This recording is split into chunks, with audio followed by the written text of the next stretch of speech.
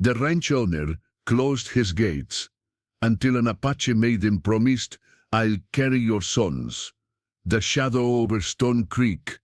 Silas Thorne had built Stone Creek Ranch with the sweat of his brow and the stubbornness of a desert mule. From the sun-baked soil near the Arizona Territory's rugged mountains, he had carved an empire of cattle, a testament to his will against the unforgiving land.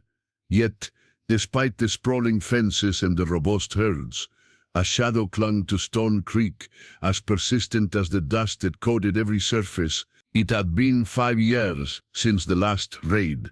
5 years since the fires had licked at his stables, since the war cries had echoed in the canyon, and since he had buried Martha, his beloved wife, taken by a fever that seemed to feed on grief. The Apache, the name itself, was a raw wound, a constant reminder of loss and the ever-present threat lurking just beyond the horizon. For Silas, the Apache were not men.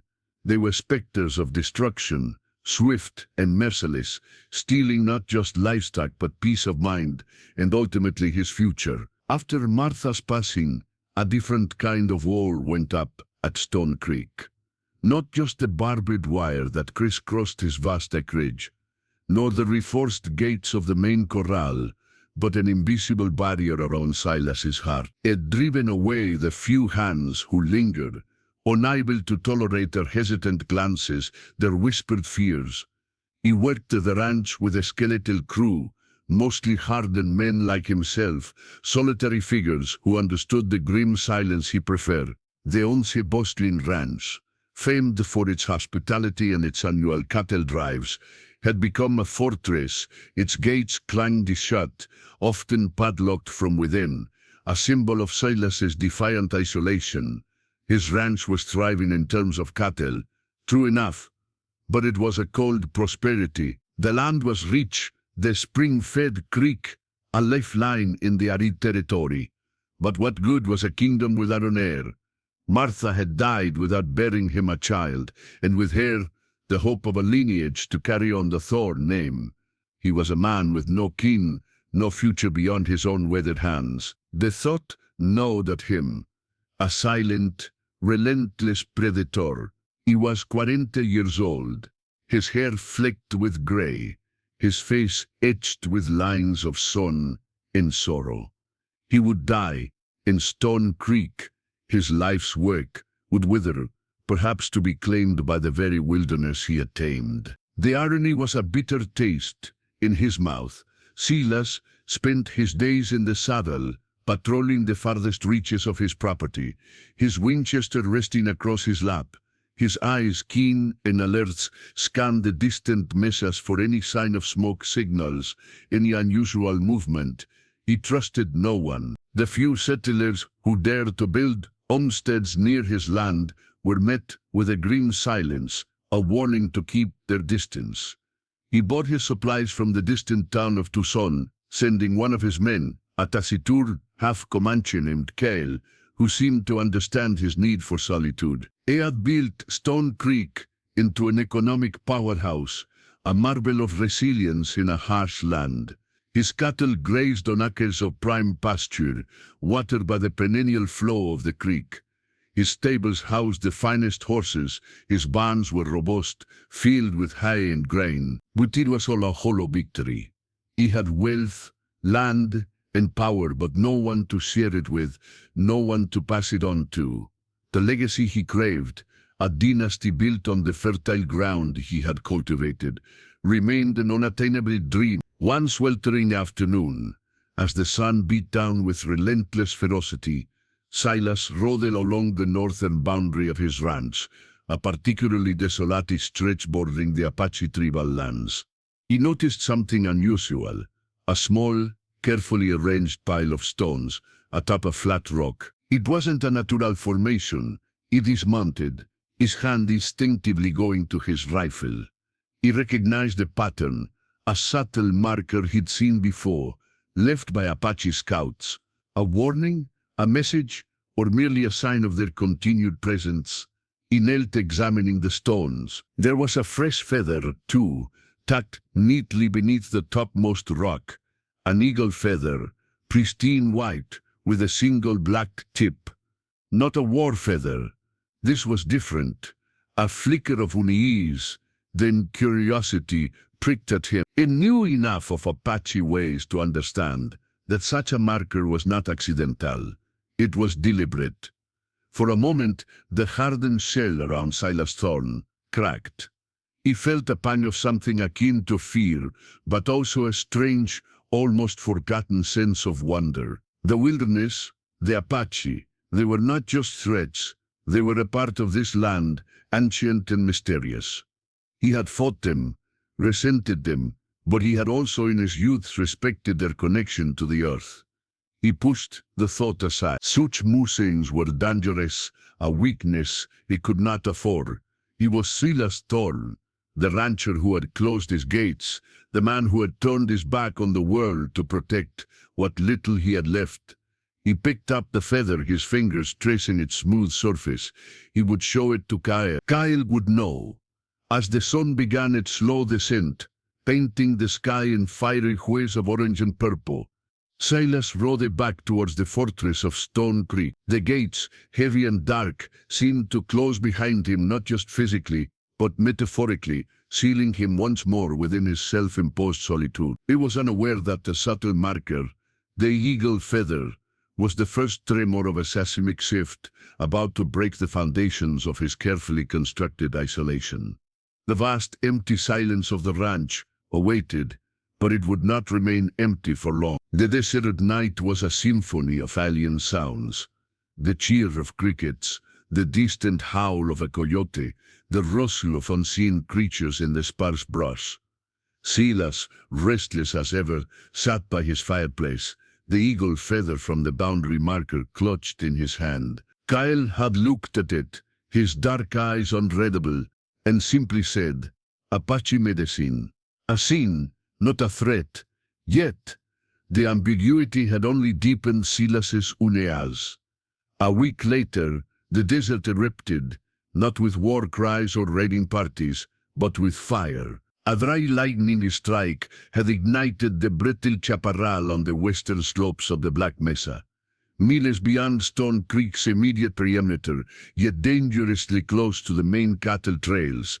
The wind, capricious and cruel, began to push the inferno towards his land. Silas, with his meager crew, fought valiantly. They rode hard, beating back flames with wet blankets, digging fire breaks with pickaxes and shovels. It was a losing battle. The fire advanced, a roaring beast, devouring everything in its path. Desperation began to creep in. If it reached his main pastures, his herd, his very livelihood, would be annihilated. One evening, as the sky glowed an ominous red, Silas was cutting a firebreak with Kyle near a rocky outcrop. The air was thick with smoke, stinging his eyes and burning his lungs. A sudden shift in the wind sent a torrent of embers raining down, igniting a fresh patch of dry grass alarmingly close to where they worked. "We need more help," Silas rasped, coughing. "This isn't enough," Kyle merely pointed. Through the haze, a figure emerged, moving with an astonishing grace that belied the rugged terrain. It was an Apache woman, dressed in buckskin, her long black hair braided with strips of red cloth. In her arms, she carried a small, tightly swaddled bundle. Her face was smudged with ash, but her eyes, dark and piercing, held a fierce determination. She moved not towards them, but towards a narrow canyon path that led deeper into the Thorn lands. A path Silas knew led directly to a hidden spring, a vital water source. Silas' first instinct was aggression. An Apache on his land, heading towards his water. It was an invasion. He raised his rifle. "Hold it right there," he bellowed, his voice hoarse from smoke. The woman paused, her gaze locking with his. There was no fear in her eyes, only a weary defiance. "Water," she stated, her voice low but clear, with a barely perceptible accent. "For my child." Silas lowered the rifle slightly, surprised by her directness and the vulnerability of the small bundle. He saw now that she was not alone. Behind her, a small group of Apache women and children, led by an older woman, emerged from the smoke, their faces etched with exhaustion and fear. They were refugees from the fire, driven from their temporary camps deeper in the mesas. The older woman, her face a roadmap of ancient wisdom, stepped forward. "We seek only passage, rancher. The fire drives us. Our homes, our supplies, gone. We mean no harm to your cattle, your land." Silas stared, torn. His mind screamed, enemy, raiders, trespassers. But his eyes saw desperation, a mirror of the fear that gripped him as his own ranch burned. The women, the children, they were clearly not warriors. They were fleeing the same destructive force he was fighting. Naya, as he would later learn her name, stepped forward again, her eyes unwavering. "The fire is stronger than any wall. White man, we know these lands. We can help." The audacity of her offer, from an Apache, stunned him. Help? His enemies offering to help him fight a common enemy? It was an unthinkable proposition. Yet though, the roaring flames behind them were very real, and his men were dropping from exhaustion. How? He finally managed, suspicion thick in his voice. "We know where the water flows underground," Naya said, gesturing towards the narrow canyon, "where it can be diverted.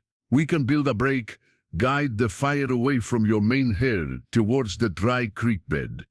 Silas looked from her to the encroaching wall of fire, then to Kael. Kael nodded almost imperceptibly. "They speak truth, boss. They know these parts better than any of us." Against every fiber of his being, against years of ingrained hatred and fear, Silas made a decision that would forever alter the course of Stone Creek. "All right," he grunted, "show us." For the next 2 days, an improbable alliance was forged in the crucible of the raging inferno. The Apache women, led by Naya, moved with an intimate knowledge of the land. They found hidden springs, directed the flow of water with ingenious simple trenches, and identified natural fire breaks Silas and his men had overlooked. They worked tirelessly, side by side with Silas's weary ranch hands, united by the shared enemy of the fire. The children, cared for by the older women, huddled in a protected gulch, their eyes wide with fear. Yet a strange sense of community began to bloom in the smoke-filled air. Naya, in particular, displayed a remarkable resilience and wisdom. She moved among the men, directing them with calm authority, her keen eyes spotting danger zones before they materialized. Silas, despite himself, found his initial distrust slowly eroding, replaced by grudging respect, and then something more complex. He saw not an enemy, but a leader, a survivor, a protector of her people, much like himself. The fire was eventually brought under control, contained to the barren stretches of the Black Mesa.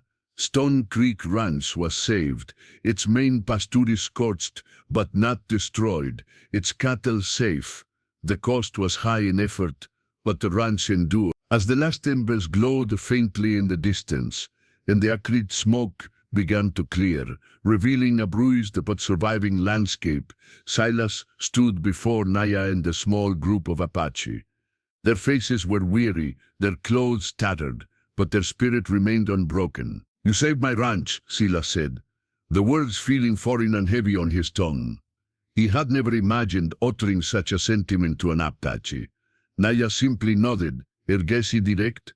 "The land belongs to all who live upon it. Rancher, the fire respects no boundary." She looked down at the bundle in her arms, her child, who slept soundly despite the ordeal. A deep, almost maternal instinct seemed to emanate from her, a quiet strength that resonated with Silas's own deep-seated desire for a legacy. It was in that moment, as the smoke cleared and the stars began to pepper the vast expanse of the desert sky, that Silas Thorne saw more than just an Apache woman. He saw a woman of immense strength, connected deeply to the land, a woman who carried life itself in her arms. The gates of his heart, so long closed, felt a subtle, almost imperceptible tremor.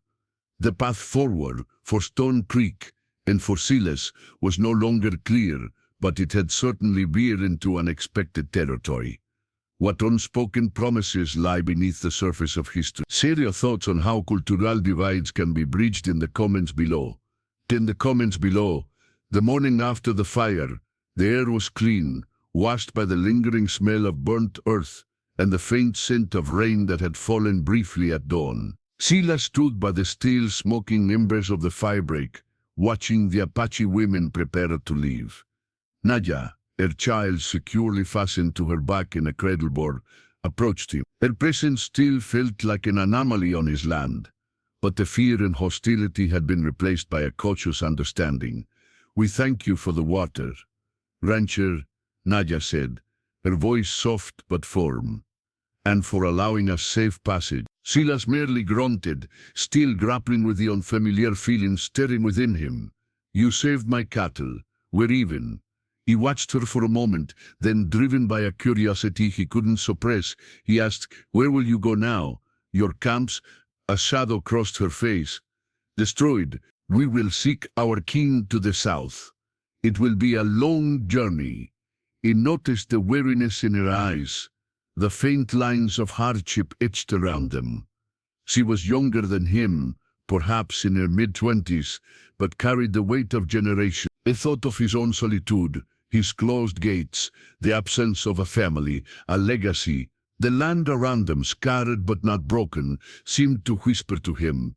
"Stay," he heard himself say, the word unexpected, even to himself, "just for a few days. Rest. My men can help you gather supplies. Your child needs it." Naya's dark eyes widened slightly, a flicker of surprise evident. She looked at her people, then back at Silas. The offer was unprecedented, a rancher offering refuge to Apache. It was a bridge over a chasm of blood and animosity. She hesitated, considering the plight of her group. Their supplies were gone.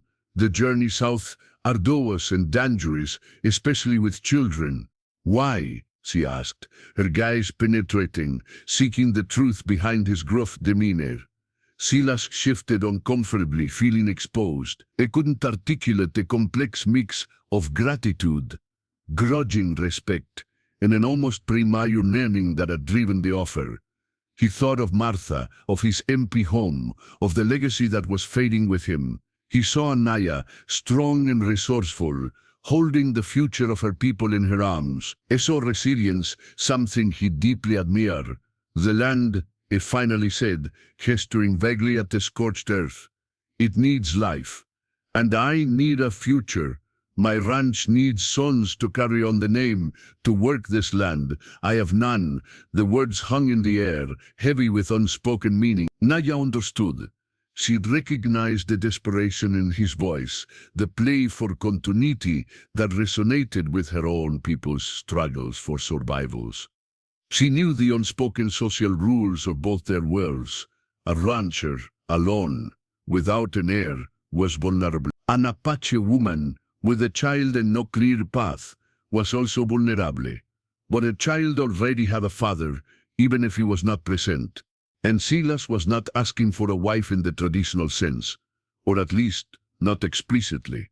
He was asking for lineage, for a continuation. A bold, almost sacrilegious idea began to form in Naya's mind, born on necessity and a deep understanding of survival. Her people were scattered, weak. A connection to the land, even through this gruff, white rancher, could offer protection, a future for her child, and perhaps even for her people, a way to adapt and endure. The promise, once conceived, became a burden and a potential salvation. "He will carry your sons," Naya stated, her voice quiet but resolute, her eyes meeting his, "but not as a wife, rancher, not as your woman. I will bear children for your ranch, for your legacy. They will be of your blood, raised on this land, but they will also be of my blood, and they will know their heritage, And in return, your ranch will provide for my people, as long as they need shelter, as long as the land needs care. This will be a truce, a new path. Silas stared at her, stunned. The audacity, the practicality, the sheer weight of her offer. It was not a proposition of love, but of survival. A pragmatic pact forged in the crucible of the desert. He considered the implications, the scandal, the cultural clash, the immense risk, but he also saw the possibility, a future for Stone Creek, a continuation of his name, a way to fill the aching void within him. And for the first time in years, he saw a glimmer of hope beyond his own bitter solitude. He thought of the Apache raids, the fear, the blood, but he also thought of Naya fighting the fire, her unwavering strength, her profound connection to the earth, her wisdom. She was not just offering children, she was offering a bridge between two worlds, a chance at peace, however fragile. "And your people?" Silas asked, his voice low. "How will they accept this, Sion?" My people understand survival," Naya replied, a hint of sadness in her eyes. "Your people, they will learn, or they will resent. But the land will thrive, and so will the children." She paused, then added, "This is a great risk for both of us, rancher. A promise made in desperation. We must decide if it is a path we can truly walk together."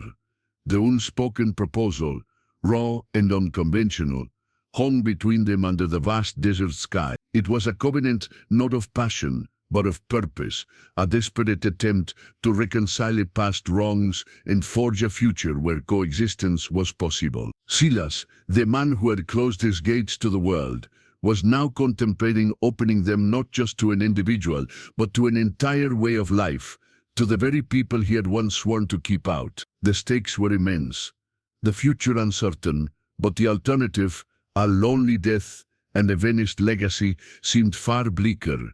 The greatest stories often hinge on impossible choices. If you're building a narrative, what critical decision defines your character's journey? Let me know. The arrangement, once made, settled over Stone Creek Ranch like the vast, silent sky, immense, inescapable, and profoundly transformative. Silas Thorne, the man of granite, resolve, found himself in a partnership born of stark necessity and the shared desire for a future.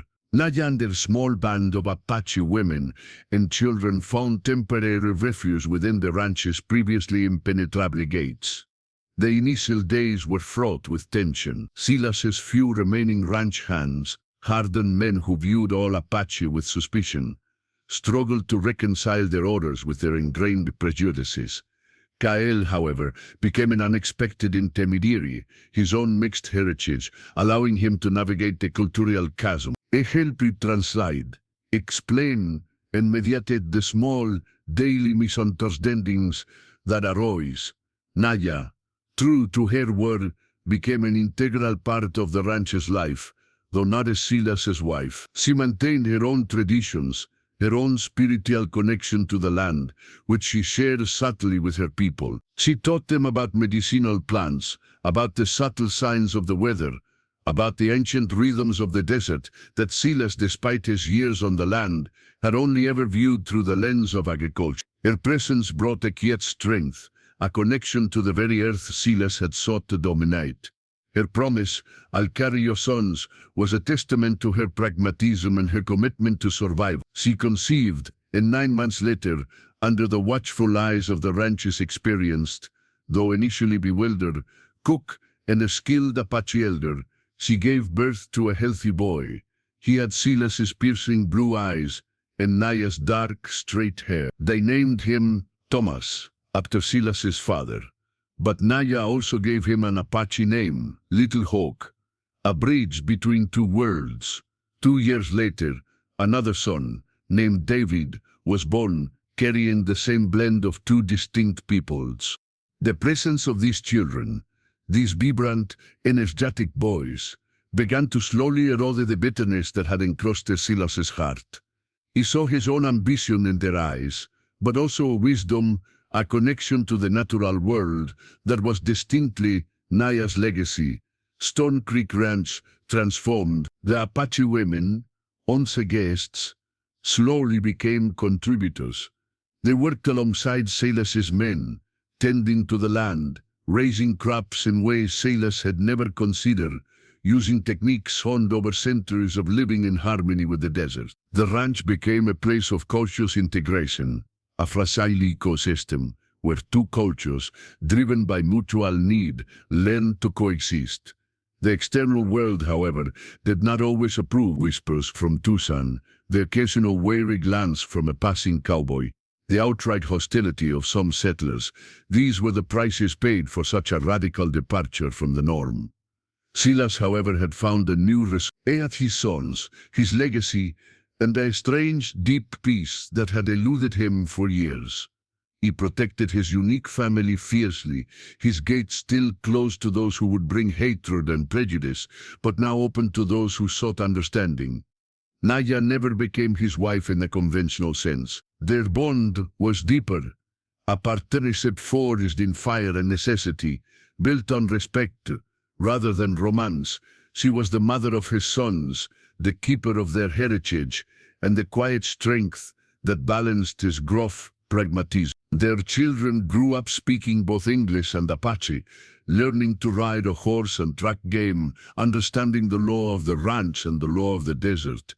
They were a living embodiment of the truths their parents had forged, a new generation born of an impossible promise. Silas, in his latter years, would often sit on the porch, watching his sons grow, watching the thriving ranch, and observing Naya moving among her people. Her child, Naya's first child, a daughter, had also been fully embraced by the ranch community.